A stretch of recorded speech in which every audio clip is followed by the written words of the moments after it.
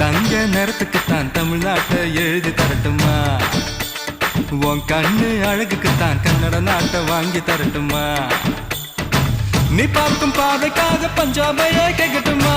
நீ காட்டும் அன்புக்காக ஆந்திராவை கேட்கட்டுமா? உத்தரவு சொல்லிவிடு, உப்பி தேசம் உனக்குத்தான்.